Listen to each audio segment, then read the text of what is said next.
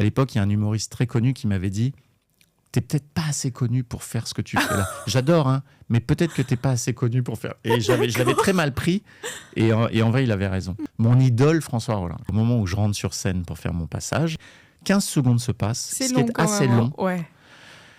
Et je vois François Rollin, un peu à la bourre, rentrer par le fond de la salle et s'asseoir au premier rang, Paulette, au premier rang, sous mes yeux, bras croisés, visage fermé. Allez, vas-y. Mon set de 30 minutes que je déroule et durant lequel, Paulette, il n'y aura pas un souffle de murmure, de début, de rire, même nerveux. Rien. C'est pas mal. Est-ce que tu es prêt? Ouais. Et toi, t'es prête? Ouais. Je suis trop content. Oui, moi aussi. Ouais, je suis trop content. Et pourtant, il est 9h. Hein. Oui, c'est vrai. Mais je trouve qu'on est quand même très contents tous les deux comparé à ce qu'il est 9h.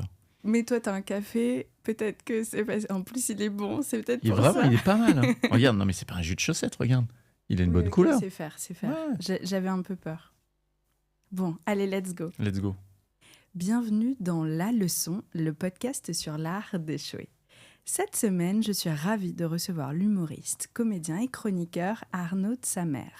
En ce moment, il triomphe avec son spectacle Tous contre un, joué à guichet fermé au Café de la Danse, avant de repartir en tournée dans toute la France et de s'installer, excusez du peu, au Casino de Paris en janvier 2027. Tara valide apparemment mes propos sous la table. Avec Arnaud, on va parler d'un bide sur scène, de ses conséquences non seulement sur ton estime, peut-être un petit peu sur ton ego, et puis sur ta gestion du stress. Bref, de ce que ça raconte de nous, un bide et un rebond. Si tu veux, je peux te faire une version plus piquante. Oh, pardon, non, désolé. Je lui ai rajouté une mini vanne à la fin. Mais pourquoi tu n'es pas allé au bout de la vanne? Oh merde. Faut que tu m'apprennes encore à gérer mon timing. Je suis une humoriste en devenir. Mais oui. Ah là là. Avant qu'on commence, j'ai vu un mème hier, enfin pas un mème, mais un commentaire sur Instagram qui m'a buté. Une nana qui a reçu un message d'un ex en mode « Je comprends tes propos, je suis désolée, etc. » Et puis le gars avait oublié à la fin « Est-ce que tu veux que je rajoute plus d'empathie ?» Oh waouh. Quelle génération. C'est magnifique, magnifique. Ah, j'ai adoré ton intro. L'association du mot bide et échec et rebond et humoriste, c'est toute l'histoire, c'est tout ce qui fait un humoriste, c'est justement ça, quoi. C'est l'échec et le rebond, en fait. En fait, les meilleurs humoristes sont ceux qui vont le mieux se dépatouiller des échecs. Embobiné. Oui. Jusqu'à cette soirée où tu vas nous raconter comme si on y était, ce qui s'est passé et pourquoi ça t'a marqué. Ouais. Nous sommes en quelle année? Alors, on est en 2004. On a commencé... Arnaud Joyer a commencé à m'écrire des textes, des sketchs. À l'époque, j'ai pas encore de spectacle entier, mais on commence à avoir 20-30 minutes qu'on estime bien, solides. C'est marrant avec le recul de dire ça. Solide, ouais. Avec l'œil qui palpite. Voilà, et tu vas voir la suite. Non, mais c'est assez intéressant. Il est très intéressant cet échec parce que dans ça... C'est-à-dire que j'ai réussi à analyser pourquoi cet échec est né et ce que j'en ai tiré derrière. Et pourquoi il est né? Parce que ce bide, il a eu lieu lors d'un festival d'humour. Et alors, ce qu'il faut savoir, c'est que les festivals d'humour, il faut y être qualifié, entre guillemets. Donc, tu as des auditions, tu vois. Donc, il y a déjà un premier filtre. Voilà, il y a déjà un premier filtre. C'est pas pour débutants entièrement. Et tout va bien, je la gère. Okay. Et ce premier filtre, donc, c'est une audition que j'avais passée à Lyon. Et donc, on avait pris la R5 rouge d'Arnaud Joyer. On avait fait Paris-Lyon et on était allé passer cette audition pour ce festival d'humour. Et le truc, c'est que l'audition s'est parfaitement déroulée. Ok. Mais vraiment, moi, c'était la première audition de ma vie et vraiment les gens morts de rire. Le directeur de festival de Dinard, Xavier Le Breton, qui m'avait vu là-bas parce qu'il organisait des auditions un peu partout en France pour Dinard, pour son festival à Dinard, m'avait vu là-bas et vraiment, il était tombé amoureux de ce qu'on avait proposé à Arnaud et moi. Donc la jauge de confiance en soi, elle se re-remplit, il y a quelque Non, mais chose... c'est même pas de la... Oui, c'est ça. C'est de la confiance et puis même un petit peu d'arrogance, ouais. Ouais. C'est-à-dire qu'à un moment donné, je me suis dit, OK, je propose quelque chose de complètement nouveau sur la scène de l'humour. J'arrivais avec de l'humour très absurde et qui avait vraiment marché fort pendant cette audition. Et oui. Et donc, pour te faire la version moyennement courte. Ah mais oui, un peu, parce que moi, je veux pas la version courte. D'accord, moi, je suis dans un podcast, je veux les détails, les odeurs, tes fringues. Alors, je sors de là, je rentre de Lyon hyper léger parce que je savais que ça s'était très bien passé. Le directeur du festival de Dinard qui vraiment vient m'encenser, me dire ceci, cela... et donc, on est avec Arnaud Joyer très confiant, quoi. Vraiment très confiant. Et moi, c'est la version politiquement correcte. Ouais, on va dire la version politiquement correcte, c'est très confiant. Ouais.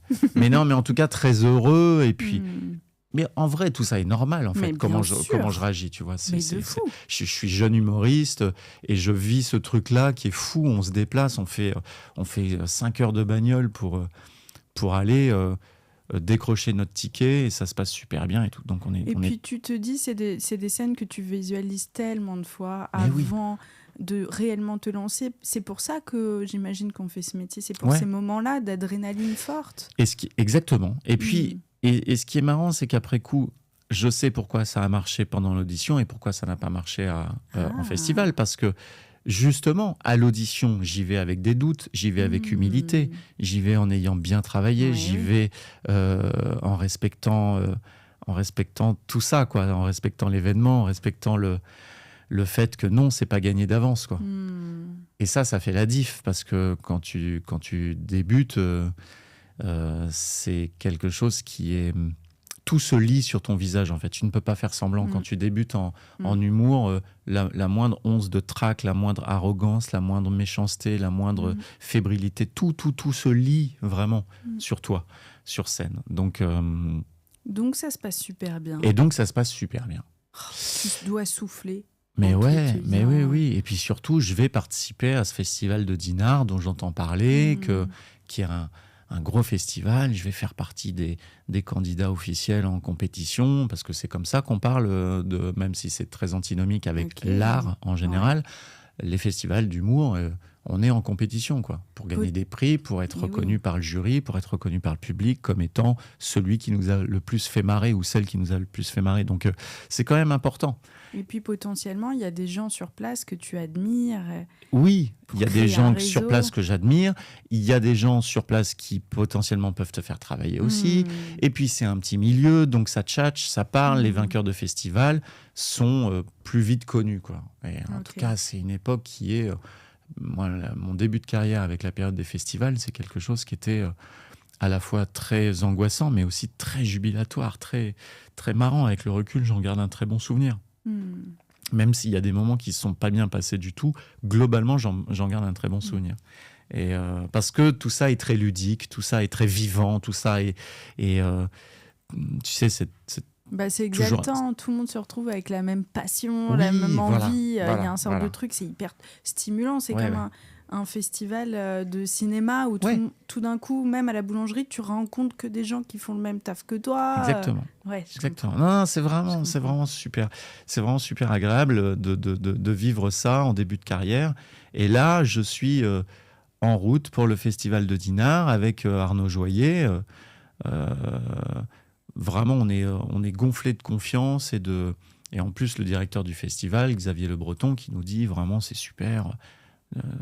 Moi, j'ai confiance en toi, c'est un gros festival, c'est mon premier festival. Waouh, ok. Ouais. Okay. Il me dit, mais j'ai confiance, c'est très rare que je mette des débutants, aussi débutants que toi, dans un festival pareil, mais j'ai confiance, quoi. Ce que j'ai vu, c'est fort, c'est parfait, c'est trop bien. Et ce que j'avais fait à Lyon, et la précision est importante, ce que j'avais fait à Lyon durait 15 minutes, et à Dinard, on est en compétition sur 30 minutes. Ok. Ça, c'est un petit détail. Parce qu'il a fallu rajouter 15 minutes dans la balance avec Arnaud. Et on n'a pas juste fait 15 minutes des auditions plus 15 autres minutes. On a tout recuisiné D'accord. pour mélanger les 15 minutes et les 15 autres minutes. Et on a fait 30 minutes, mais qui étaient un peu différentes de ce que j'avais proposé à Lyon, quoi. Donc vous êtes challengé parce que On vous... s'est challengé, ouais. Surprise pour tout le Ouais, monde. c'était un peu ça. Surprise pour tout le monde. Et pour moi aussi, de jouer ce nouveau format qui était 2 fois plus long, quoi. Et à ce niveau-là, l'avenir confirmera que c'était un gros pari, quoi. Mais il faut que je te raconte. Allez. Il faut que je te raconte Ouais. le jour J. Ouais, Le jour J, donc un track comme j'ai rarement eu le souvenir d'avoir eu dans ma carrière.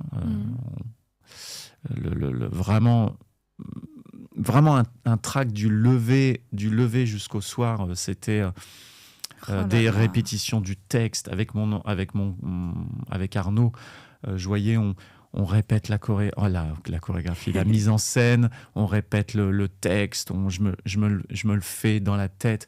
Je me souviens, on était donc festival de Dinard, on est au bord de la mer, c'est très sympa, il y a des petits cafés, il y a des trucs, on change de lieu 15 fois dans la journée parce qu'on ne tient plus en place, on parle du truc, et vraiment, on fait monter la sauce dans ma tête de manière excessive. Ok. Là où maintenant, je sais que vraiment jusqu'à 5 minutes avant de monter sur scène, maintenant, je pense à autre chose. Ah oui, ma vie est ailleurs. Vraiment. Et c'est ce qui aide justement à lâcher prise. Et puis le moment venu, c'est hop, je suis dans le moment, mais avec une force et avec une intensité non diluée. Et oui. Ah, c'est intéressant et c'est un truc cool à choper, je pense, pour toutes les professions. Tous les artistes ne font pas ça. Il y a des artistes qui aiment bien, quand ils jouent à 21h, arriver en loge à 17h. Moi, si je pouvais arriver à 20h59 et 30 secondes et me mettre dedans et mettre toute cette envie que j'ai de bouffer la scène, parce que c'est ça que j'ai en moi. Moi, tout ce qu'il y a avant, qui n'est pas autre que ça, c'est ça, qui n'est pas autre que ça, c'est-à-dire, je sais pas, aller me balader, regarder la télé, jouer avec mon chien, tu vois, tout ce qui n'est pas ça, c'est-à-dire juste attendre en loge, être comme ça, ruminer, etc. Pour moi, c'est diluer le truc et ça me va pas, quoi. Je comprends parce que à ma petite échelle, quand j'anime des plateaux, des choses comme ça, et qu'on me dit de venir trop en avance, moi, ça fait aussi cet effet-là un peu différemment, mais parce que je dois faire du small talk avec tout le monde et je m'épuise. Tu sais, toute ma batterie sociale part avant et je suis à plat quand je dois commencer mon job et être en mode bonjour, et tu vois. Mais évidemment, il y a une fatigue, en tout cas, il y a une j'ai pas d'autre mot qu'une dissolution, je sais pas comment. Non, dilution, c'est intéressant. Dilution du talent et puis de l'influx nerveux de ce qui fait que tu vas transmettre aux gens quelque chose de communicatif. Donc toute ta testostérone, tu l'as comme ça et paf. Exactement. Ouais, il y a un peu de ça, mais en tout cas, ce jour-là, ça a été le premier point. La première erreur. Okay. Ça a été la première erreur. Ça a été la gestion de la journée avant, quoi. Okay. D'en faire un... Et en même temps, c'était une erreur qui était inévitable. Il fallait que je passe par là dans ma carrière. Il fallait que je la fasse, cette erreur, pour la toucher du doigt, pour l'analyser. Mais donc, cette journée, je m'en souviens comme si c'était hier. C'était vraiment... voilà. Vous avez fait tous les cafés de l'acheter. Ouais, exactement. Et puis j'avais peur d'oublier mon texte, donc des Italiennes à ne plus en pouvoir. Tu t'épuises et puis surtout tu mets au lieu d'avoir ce qui est le truc de notre métier quand c'est maîtrisé, quelque chose dans le ventre, tu mets tout là dans le cerveau, quoi, et plus rien dans le ventre. Et donc tu fais tout remonter là, et à partir du moment où tout est remonté là, c'est mort, parce que tu réfléchis trop, parce que c'est plus spontané, et les heures passent, le stress monte et arrive le moment. Alors, ce qu'il faut savoir, c'est qu'à l'époque, on était 6 artistes, en tout cas 6 entités humoristiques, parce qu'il y avait un duo dans le lot. On était en one man ou en duo, ou en trio. Enfin, en tout cas, c'était des entités humoristiques. Et on était 6, 3 soirs de compétition, donc 2, 2 et 2. Tu vois, 3. Et le soir où je passe, moi, je suis en compétition avec un duo belge qui s'appelle Les Indésirables. Et moi, je suis censé passer en premier. Je passe en premier. Et le duo en question, des Indésirables, passe après moi. Tu me fais peur, là. Sur 30 minutes. Et il y a un jury dans la salle. Donc, il y a un prix qui va être décerné par un jury de professionnels. Et il y a le prix du public qui se passe comment ? Les spectateurs voient la soirée, les 2 humoristes passer, et en sortant de la salle, votent pour un des 2. Et le prix du jury est attribué à celui qui aura eu le plus gros pourcentage de votes. Voilà. Bon, écoute, c'est une manière comme une autre d'attribuer un prix du public, mais il y a rien de mieux que les urnes, tu vois. C'est très démocratique. Ça, c'est une petite parenthèse que je fais, une petite précision qui aura son importance dans la suite, dans la suite du truc. Et arrive le moment où je dois monter sur scène, donc le Palais des Festivals à Dinard que j'avais vu en photo, dont on m'avait parlé. Je vais pas te parler de réseaux sociaux parce qu'en 2004, c'était pas encore le cas. Mais vraiment, Arnaud Joyer, qui lui avait fait ce festival avec son groupe de musique, c'est un groupe de musique humoristique qui s'appelait Les Jeux Urbains, donc c'était déjà un peu les stars de ce truc-là, donc je connaissais il m'avait raconté l'environnement du palais des festivals de Dinard, donc tu as cette salle vraiment qui est pour moi, je m'en suis fait une montagne, quoi, tu vois, je me suis construit un truc autour de ça. C'est émouvant même. Oui. Et je sais que François Rollin est invité également en tant que spectateur. Il n'est pas juré, il est invité en tant que spectateur à venir passer un bon moment à Dinard et à regarder ce festival d'humour. Mon idole, François Rollin. Je sais qu'il est amené à être là pendant les 4-5 jours du festival, voilà. Mais ce que je ne sais pas, c'est qu'au moment où je rentre sur scène pour faire mon passage, avec un début de passage qu'on avait voulu avec Arnaud, très énigmatique, donc où je rentre sur scène et je dis rien, etc. Tu te mettais des challenges. Ah non, mais je me suis mis en début de carrière, moi, je me suis mis des trucs aujourd'hui que même avec 25 ans d'expérience, je sais même pas si j'assumerais de les faire aujourd'hui. Ouais. Tu vois, c'est-à-dire que j'ai fait tout l'inverse, quoi. J'ai fait tout l'inverse. Et je me souviens qu'à l'époque, j'ouvre une petite parenthèse, mais à l'époque, il y a un humoriste très connu qui m'avait dit: t'es peut-être pas assez connu pour faire ce que tu fais là. J'adore, hein, mais peut-être que t'es pas assez connu pour faire. Et je l'avais très mal pris. Et en vrai, il avait raison. Bref, je rentre sur scène. 15 secondes se passent. Vraiment, il faut pas que j'exagère pour que ce soit crédible mon propos. Il faut pas que j'exagère les chiffres, mais 15 secondes se passent, ce qui est assez long. Ouais. Et je vois François Rollin, un peu à la bourre, rentrer par le fond de la salle et s'asseoir au premier rang, Paulette, au premier rang, sous mes yeux, bras croisés, visage fermé. Allez, vas-y gamin. Mange-toi des cacahuètes, bah vas-y, divertis-moi. Vas-y gamin. Et moi, je vois ça. Et tu vois, je t'ai posé le cadre de stress que j'ai eu toute la journée. L'admiration sans borne que j'ai pour ce monsieur. Mais quand je te dis sans borne, c'est ce gars-là, il m'a... Et peut-être la raison pour laquelle je suis sur scène à ce moment-là. Et là, j'ai François Rollin devant moi. J'ai une salle pétrifiée par mon début de spectacle, pétrifiée d'incompréhension. Mais pourquoi ce jeune homme ne parle pas ? Pourquoi est-il si crispé, si fermé ? Je dois dégager ça, mais moi, sur le moment, je ne le sais pas. Tu vois, c'est comme ça que je te le dis, que je te le raconte, mais parce que tu as une salle entière, 400 personnes, qui voient un gars très stressé, qui cache ce stress derrière beaucoup de fausses assurances. Et donc, tu avais le mot tout à l'heure. Pédance, un peu. Voilà, un peu pédant. Même très pédant, très hautain, un peu agressif dans sa manière tu vois, de parler un peu, qui n'est pas moi du tout. En plus. Et je commence ce qu'on appelle un set, hein, un peu comme en musique, mon set de 30 minutes, que je déroule, et durant lequel, Paulette, il n'y aura pas un souffle de murmure, de début, de rire, même nerveux. Rien. Rien. Un silence total dans le palais des festivals. Une gêne palpable. J'avais pourquoi je t'ai parlé du duo belge des Indésirables qui passaient après moi. Ils étaient au balcon, ils regardaient mon passage et ils m'aiment bien, ces gars-là. Ouais. C'était deux gars que j'aimais bien, qui m'aiment bien. On a continué à bien s'aimer pendant toutes nos carrières. Et je les voyais, et le seul bruit qu'on entendait, c'était des petits rires de soutien, mais qui n'osaient pas eux-mêmes faire trop fort parce que sinon ça aurait été trop en décalage. Ils avaient conscience du malaise, donc c'était vraiment pour me montrer qu'il y avait quelque chose, quoi. Mais il n'y avait rien. Rien. 30 minutes. 30 minutes.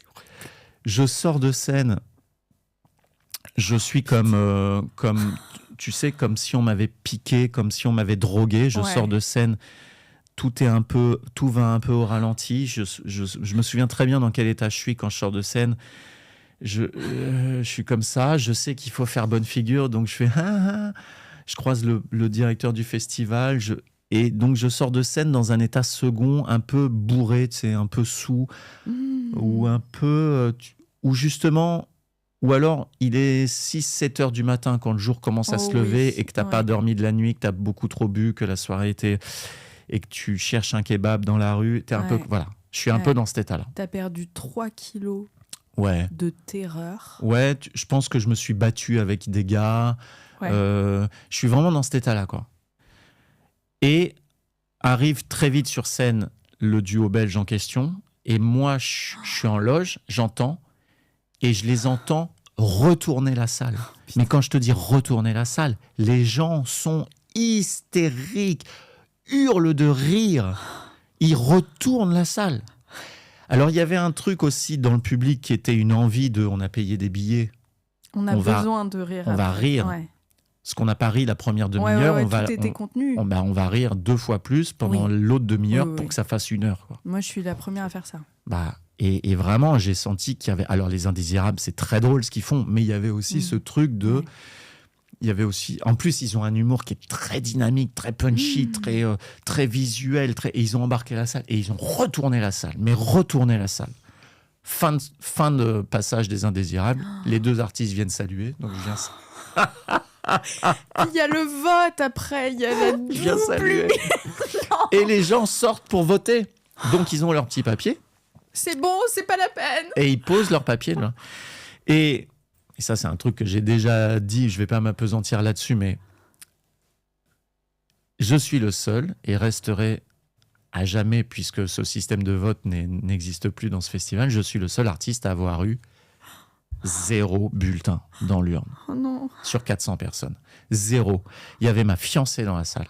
Attends, c'est trop. Attends. Elle a voté pour les Indésirables en me disant, je suis désolé, je pouvais pas. Il fallait que je sois honnête. Ça se serait vu, en fait, mon bulletin se serait vu.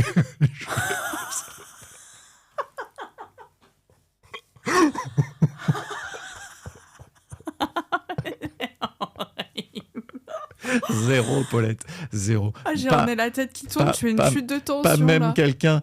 En humour, il y a toujours quelqu'un à qui tu parles un peu, une sensibilité à qui tu parles qui va dire non, moi j'ai préféré quelqu'un ça. d'empathique. Ouais, moi j'ai préféré ça. Non, il n'y avait pas de débat, il n'y avait pas de lutte, il n'y avait pas de concours, il y avait pas match, il y avait... En fait, j'étais pas là. En fait, je ne suis jamais monté sur scène aux yeux de ces gens-là, de ces 400 personnes. Il ne s'est rien passé pendant une demi-heure. Rien. J'ai envie de rôter de stress. je sens que ça monte.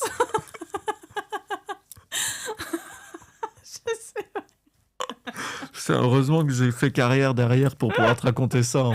Et puis en plus, il y a un truc, je me rappelle au dîner après ton spectacle, j'adore comment tu racontes les histoires. C'est vrai. Ah, j'adore ça parce que au restaurant, tu t'étais levé, t'avais mimé, moi je m'étais dit, oh c'est génial.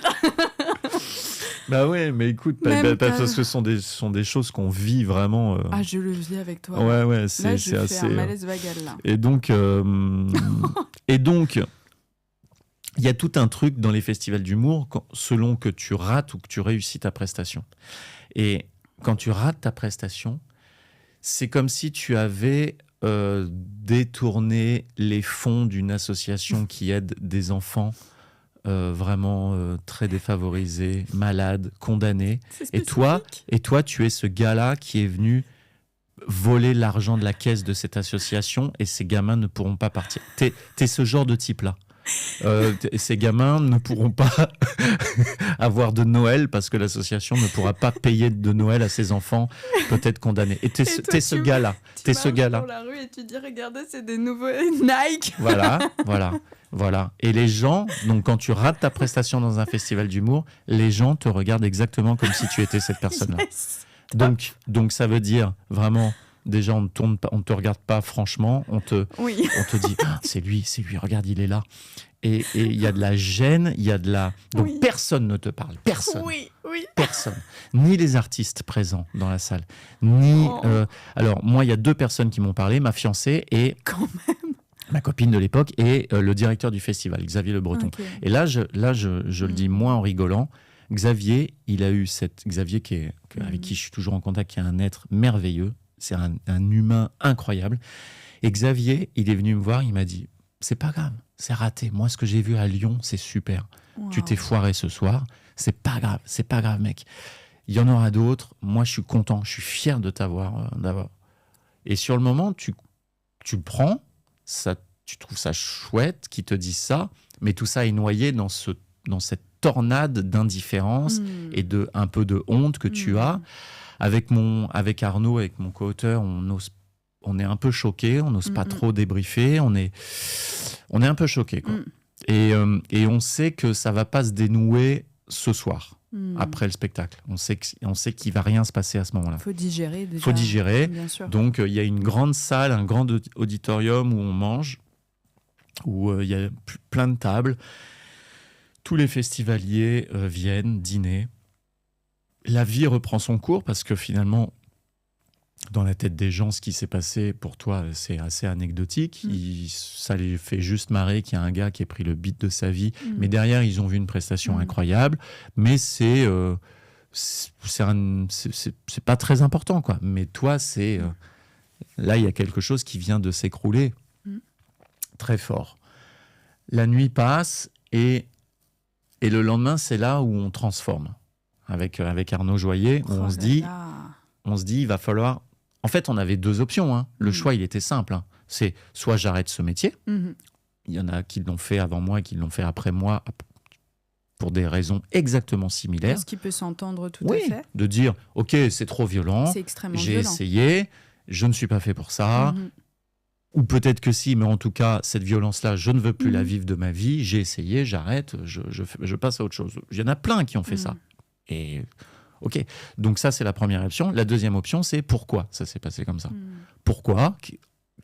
Qu'est-ce qu'on a fait de différent par rapport à Lyon sur 30 minutes, par rapport à Lyon sur 15 minutes ? Qu'est-ce qu'on a fait de différent ? Qu'est-ce qui a fait qu'il y a eu un gap aussi ? Parce que c'est ça qui était choquant. C'était la différence d'efficacité entre ces 15 minutes et ces 30 minutes après en festival. Et donc, on a plutôt choisi cette option-là, de se dire, OK, on va un peu analyser ça, on va réfléchir. Et puis, on a eu l'idée aussi, le deuxième soir, après la prestation des 2 humoristes du soir après moi, il y a le même dîner où tout le monde... Et François Rollin est là.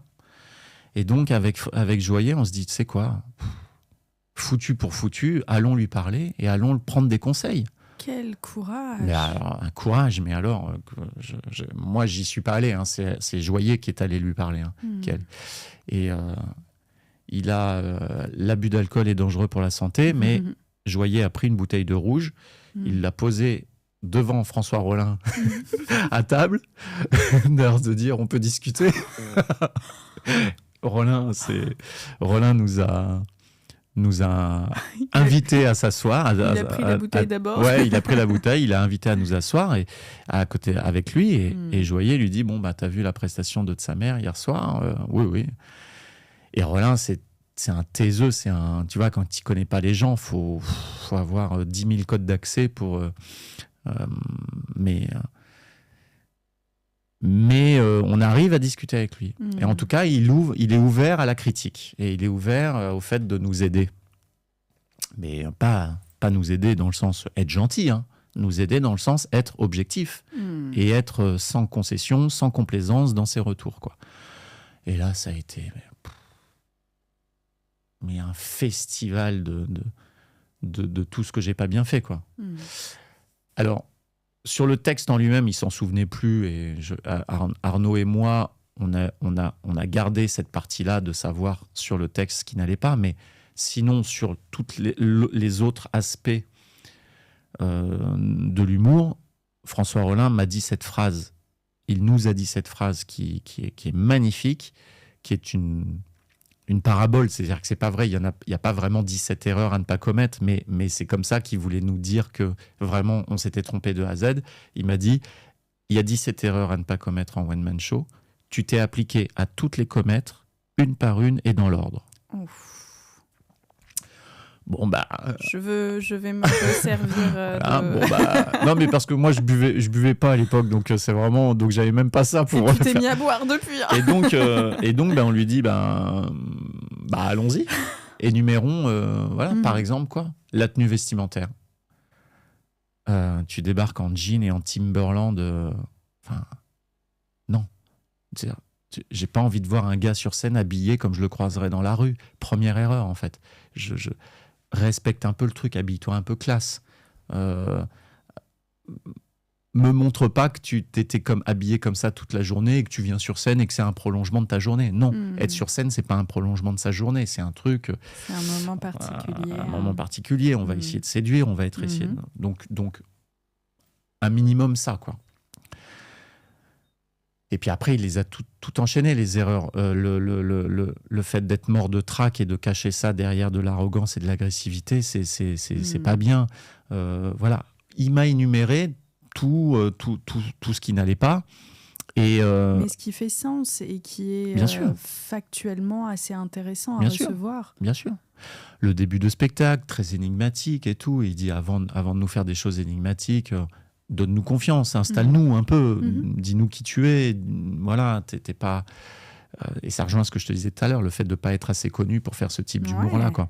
Aujourd'hui, si je rentre sur scène et que je fais 30 secondes de silence, les gens sont comme ça, ils vont se regarder, ils vont se dire, tu vas voir. J'y étais et ça rigole déjà. Oui, c'est ça, tu vas voir, il va nous choper, c'est normal, t'inquiète pas, c'est normal. Parce qu'ils savent, mais à l'époque, ils ne savaient pas. Et donc... on est à la fin du repas et Rollin, à la fin du repas, finit par dire « J'ai pas détesté ce que vous avez essayé de faire. Ce que vous avez essayé de faire me parle. Vous vous êtes complètement trompé. C'était raté de A à Z dans les grandes largeurs. Mais j'ai pas détesté. Il n'a pas dit j'ai aimé. Il a dit je n'ai pas détesté ce que vous avez essayé de faire. » Et nous, on s'est raccroché à ce truc-là. Tu sais, on s'est raccroché à cette phrase-là en se disant putain, ça y est, on tient notre petite ficelle à tirer, notre petit bout de ficelle à tirer et on va tirer là-dessus, quoi. Donc ce qu'on a essayé de faire, il l'a pas détesté.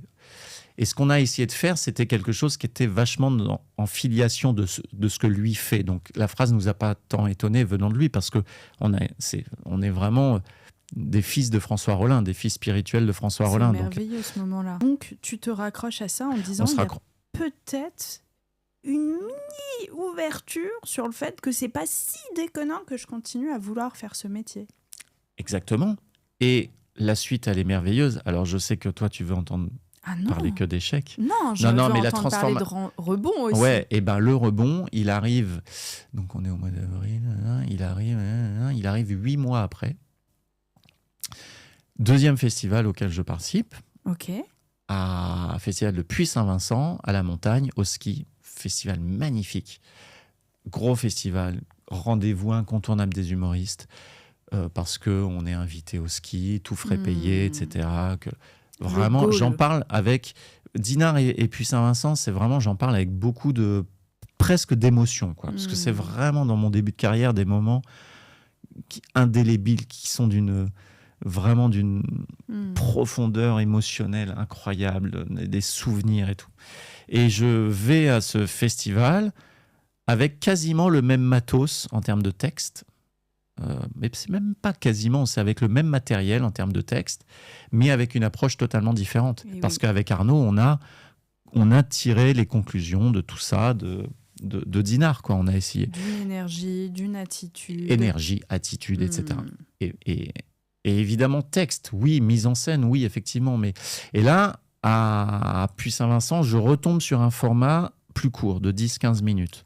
Donc, je retombe aussi sur le truc le format que j'avais joué à Lyon, etc. Mais on est fort de l'expérience de Dinard, c'est-à-dire humilité.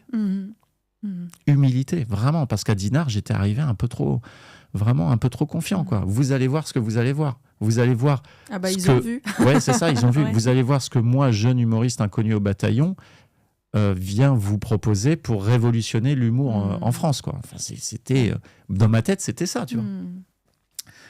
Et à Puy-Saint-Vincent, donc humilité, quoi. J'arrive avec humilité et je suis pas stressé toute la journée comme je l'ai été à Dinard. Je suis très stressé juste avant de monter sur scène. On est dans une espèce de petit cagibi qui nous sert de loge et de sas avant de monter sur scène. Je me souviens que j'étais avec les autres candidats dans ce petit truc grand comme la table là, et ça parlait et tout ça, et moi j'étais assis et je baillais, qui est chez moi pour enlever le stress. Le signe de stress, ouais, de trac. Moi aussi. Pas de fatigue, mais et on me disait, Elon, t'es pas en forme. Si, j'étais en forme, mais juste j'avais peur et je baillais. Et je monte sur scène et ça fait mais vraiment un carton, quoi. Ça rigole du début à la fin et tout. Et ce festival-là, quand tu réussis le premier soir, tu es genre qualifié entre guillemets pour un deuxième soir qui va déterminer les prix finaux, quoi. Wow. Et le deuxième soir marche très très bien aussi, vraiment ça rigole beaucoup. J'avais deux fois 15 minutes de préparer et donc je fais mes premières 15 minutes qui cartonnent, mes deuxièmes 15 minutes qui marchent très très bien aussi, et je chope un prix.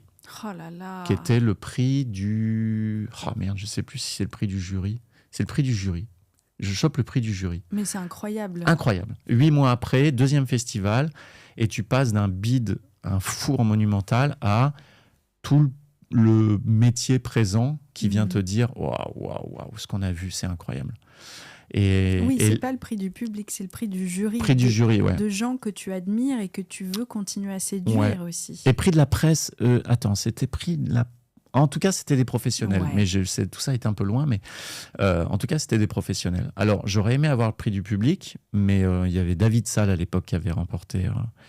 il y avait 3 prix à l'époque. J'en avais gagné un et David en avait remporté les 2 autres. Il avait vraiment super bien marché aussi.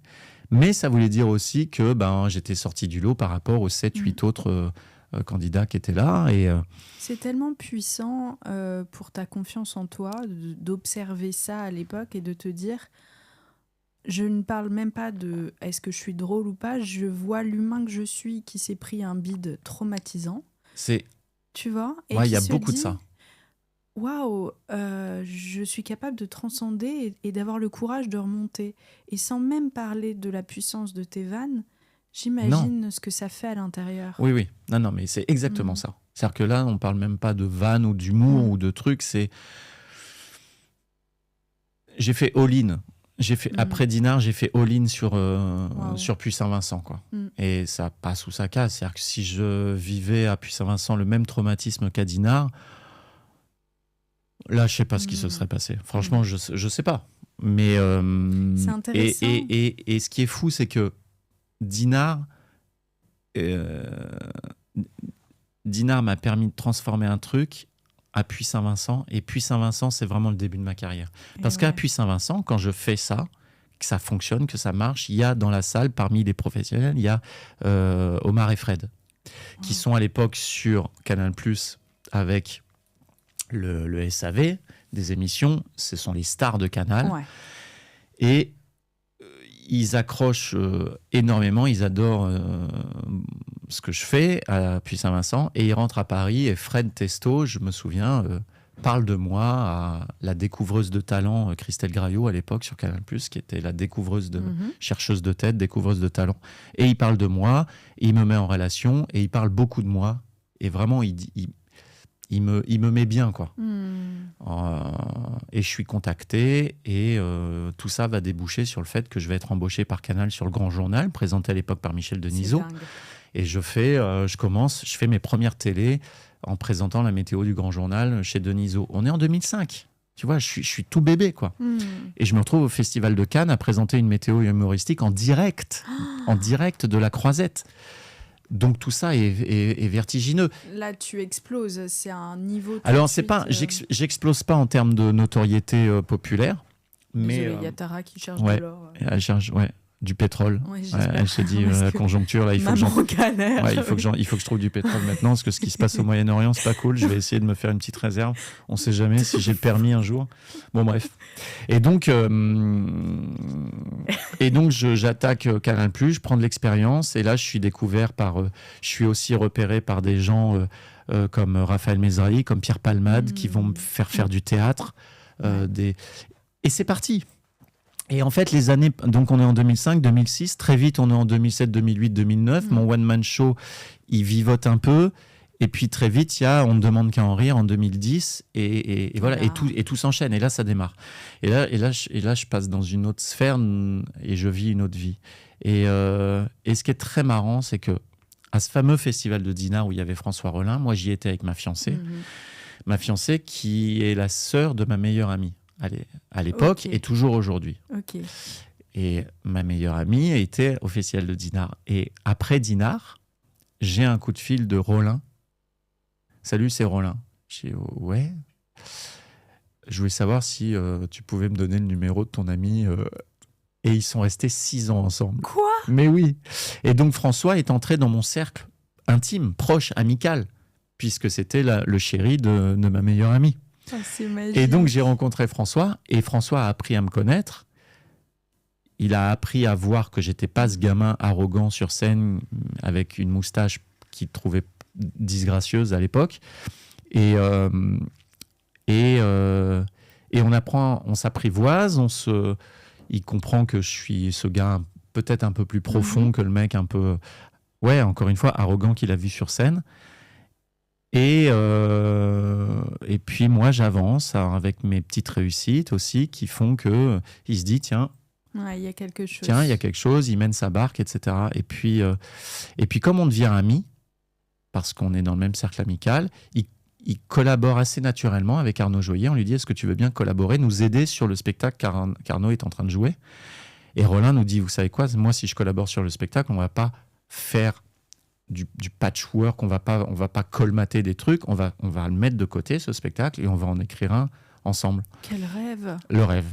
Et ça a donné lieu à l'écriture d'un spectacle qui s'appelle Chose promise, que j'ai joué avant de commencer l'émission sur France 2, On ne demande qu'à en rire, que je jouais une fois par mois dans une salle de 45 places. Une fois par mois, 45 places. Spectacle coécrit par François Rollin. Je commence à faire de la télé sur France 2, et ce spectacle fait 4 mois à l'Européen, des casinos de Paris, on finit à l'Olympia, on fait 300 dates de tournée. C'est une tornade quoi, dans ma vie. Et pour ce spectacle-là, qui jouait une fois par mois devant 45 spectateurs. Et là, Rollin prend définitivement fait et cause pour l'artiste que je suis, commence à le respecter. Il commence à apporter beaucoup de crédit à ce que je fais, à ce que je crée, à ce que je dis. Et pour te faire la conclusion de ça, Tous contraints, le spectacle que je joue aujourd'hui, c'est un spectacle que j'ai créé avec François Rollin, après lui avoir fait pas une infidélité, mais le spectacle précédent, je l'avais coécrit avec Jérémy Ferrari. J'avais cessé ma collaboration avec Rollin. Donc ma collaboration remontait à 10 ans d'écriture, parce que les années passent vite en fait en one-man show. Le temps d'écrire un spectacle, de l'exploiter et de laisser le temps nécessaire pour le suivant, il peut se passer et donc si le suivant tu collabores pas avec, ça fait 10 ans où tu collabores pas avec la personne. Et donc j'avais pas collaboré avec Rollin depuis 10 ans. On a recollaboré sur Tous contraints, le spectacle que je joue actuellement, et je crois qu'on est au summum de notre art tous les deux. entre nous. Tu vois ce que je veux dire? Ouais. C'est-à-dire que une complicité, une admiration mutuelle. C'est-à-dire que maintenant, vraiment, il me considère Ça se sent. d'égal à égal. Mm. Et il a je sens, en tout cas, il me renvoie ça, une profonde admiration pour qui je suis et ce que je fais. Et moi, je ne fonctionne qu'à ça. Mais Je ne fonctionne. Alors, beaucoup de gens, évidemment, j'enfonce peut-être des portes ouvertes, mais en tout cas, cet élément-là qui est présent chez tout le monde, chez moi, il est peut-être numéro 1. La confiance que tu me renvoies. La confiance, moi, pour obtenir le meilleur de moi, il ne faut pas me challenger, il ne faut pas me mettre sous pression. Le prof de maths qui te sac, ça ne marche pas. Non, il faut me dire, toi en maths, je sens que tu as des... Toi, je te dis rien, je sais que tu vas y arriver. Oh là, moi, hop. Ouais, et Rollin, aujourd'hui, il a ça en moi. Il a ça pour moi. Quoi. Il a cette confiance que je lis en lui et je me dis... Et admiration aussi. Ouais, je crois. Bah, on a pu dîner, toi et moi, et avec lui aussi. Et c'était un moment merveilleux. Ouais, je crois qu'il est assez admiratif mais maintenant, tu sais d'où ça part, quoi. Tu vois, d'où on vient, quoi. D'où on vient, c'est fou. Hein. Et tu sais, je me dis, c'est joli parce que ce moment-là, il était nécessaire pour toi. Et pour François aussi. Ah ouais, sans doute pour François aussi, ouais, bien sûr. Tous les deux, vous avez eu ce moment de vie complètement raté quand on le regarde comme ça et qu'on le vit. Et puis avec du recul, lui s'est trouvé une amoureuse durant 6 ans. Ouais. Et toi, ça t'a permis de recalibrer tellement de choses et peut-être aussi de voler bien plus haut que ce que tu aurais fait si tu n'avais pas eu tous ces conseils-là parce que...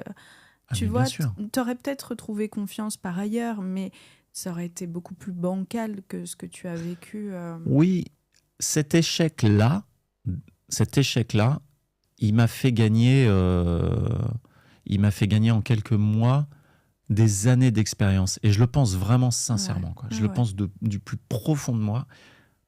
Je sais que cet échec-là a été un accélérateur d'expérience incroyable parce que quand je te parlais du choix que j'avais de tout abandonner ou de tout analyser pour rebondir vite, eh ben c'est ça, c'est ce qui a fait que on a plutôt décidé de rebondir et d'analyser et de comprendre et surtout de mettre son ego de côté pour prendre les conseils, les retours, les avis. Parce qu'il y a eu ceux de Rollin, mais on a pris aussi d'autres avis, tu vois. Et à ce moment-là, il faut mettre ton ego de côté, il faut vraiment être... parce que tu n'entends pas que des choses positives, quoi. Et non, c'est moi ce parcours-là avec Rollin, il est merveilleux. Mais en tout cas moi, c'est une des belles histoires de ma vie, en tout cas que je me raconte ce truc-là avec lui, de pouvoir admirer autant quelqu'un et d'avoir une histoire avec lui. Telle qu'elle est, quoi, c'est un cadeau immense de la vie, quoi. Et tu sais, je fais juste un petit retour en arrière sur ce fameux coup de fil quand il me dit c'est Rollin. T'imagines quand même la déception, le truc. Oui, c'est vrai. Quand tu dis viens, je signe ton prochain spectacle. C'est François Rollin, je voudrais qu'on boive un café parce que je voudrais qu'on et il t'appelle juste pour avoir le numéro de ta pote. Oui. et vraiment tu raccroches et tu fais voilà, bon, ben, je vais est-ce que je vais me balader ou je vais... Ah non, je vais peut-être sauter par la fenêtre, tiens. Non, je vais me balader. Allez, je vais me balader. Je vais prendre l'ascenseur. Je vais pas prendre la fenêtre. Oui. Je vais plutôt prendre l'ascenseur. Voilà. La fenêtre? Non, l'ascenseur. L'ascenseur, c'est bien. Putain. Hello, pas de soucis. T'as juste donné le numéro de téléphone à quelqu'un. Mais moi, mais j'en tremblais presque, quoi, de me dire, waouh, c'est sans fin, l'humiliation est sans fin, quoi, tu vois. donc mes rapports avec lui ne seront qu'une succession sans fin. Je me fais chier dessus. Ce sera que ça. Avec Rollin, ce sera qu'une succession d'humiliations, quoi. Et non, heureusement, non. Oh là là là là. Arnaud, elle était extraordinaire, cette histoire, parce que on apprend plein de choses. Je trouve que c'est super intéressant et pertinent. On le vit avec toi et c'est douloureux. Et puis, moi, je vois, et on va devoir rendre le studio et j'ai pas envie, mais petit aparté, juste pour repenser au mot adorable que tu as dit, le président du festival de Dinard. Oui. tellement de gentillesse et de douceur et d'intelligence. Eh ben, merci de le souligner parce que j'allais oublier de dire que depuis, je suis devenu, allez, c'est pas très modeste de le dire, mais une figure incontournable du festival. C'est-à-dire que le Xavier en question, il m'a réinvité, mais pas, il m'a pas réinvité 5 ans après quand je faisais de la télé. Il m'a réinvité l'année suivante à venir, peut-être pas forcément sur scène, de mémoire, je sais plus. Et puis au fur et à mesure, j'ai refait des petites apparitions sur scène. Et puis quand j'ai été plus solide, il m'a donné la présentation du festival. J'étais l'animateur, le présentateur du festival. Les gens adoraient mes présentations. Aujourd'hui, c'est quelqu'un qui s'appelle Emmanuel Gann qui le fait. Parfois, je le fais en duo avec lui. On adore ça. Je suis revenu jouer le spectacle de clôture en artiste principal à l'époque avec Chose Promise, le fameux spectacle de Rollin. C'est-à-dire qu'il y a eu et tout ça grâce à ce gars-là qui, dès la première seconde, a fait partie des quelques personnes, je vais très vite parce qu'il faut rendre le signal, mais qui a fait partie des quelques personnes dans ma carrière à avoir confiance en moi et à me faire confiance avant que ça marche. Je parlais de Raphaël Mesrahi, qui a mis des billes financières sur moi avant que je passe à la télé. Donc il a pris ce risque aussi. Et Xavier Le Breton est cette personne-là, et ce type de personne-là. Si vous croisez Xavier Le Breton au Mans, embrassez-lui les pieds, de ma part. Non, c'est un vrai bon gars. C'est un vrai. Franchement, dans une carrière, ça marque beaucoup des gens qui t'accordent leur confiance comme ça. Et c'est pour ça qu'aujourd'hui, quand Xavier me dit est-ce que tu peux venir au festival cette année et tout ça, j'essaye de faire en sorte si je peux rendre, tu vois, à des gars qui m'ont tant donné, même s'ils vont te dire j'ai juste fait mon boulot, mais non, t'as fait plus que ça. Oh Arnaud, je suis trop contente de t'avoir écoute, reçu. moi aussi. Il était trop bien cet épisode. Écoute, tant mieux. Parce je suis que ravi. Je l'ai pas vécu. Oui, je te confirme. C'est tellement plus confortable d'être à ma place. C'était trop intéressant. Je suis trop contente de cet épisode. Merci ma Paulette.